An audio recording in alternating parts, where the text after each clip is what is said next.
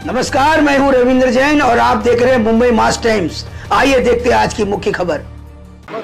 महाराष्ट्रामध्ये मतदान वाढलेलं आहे, टक्केवारी वाढलेली आहे।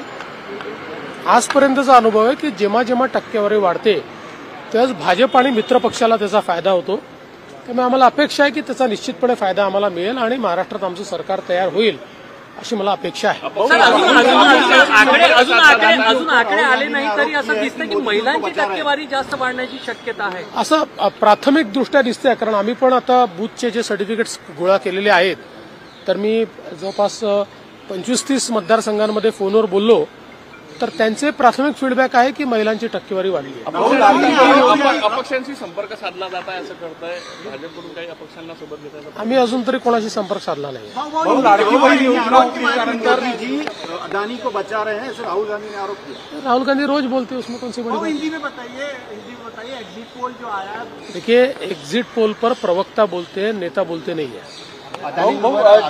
लाडकी बहीण योजना जी आहे त्याच्यामुळे हे टक्केवारी वाढत आहे असं वाटतंय का? आपला राजकीय अनुभवातून नाही, शक्यता आहे की लाडकी बहीण योजनेमुळे महिलांची टक्केवारी वाढली असण्याची शक्यता नाकारता येत।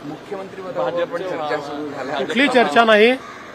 आता परवा रिझल्ट आल्यानंतर आम्ही तिन्ही पक्ष एकत्रित बसू आणि चांगला निर्णय करू। पदाधिकाऱ्यांच्या भावना आहे भाजपचा मुख्यमंत्री व्हावा, त्याला ते किती वेळा तेच ते विचाराल काय? मतदानाची टक्केवारी वाढलेली आहे, याला तुमच्या दृष्टीने कुठल्या गोष्टी कारणीभूत असायला पाहिजे?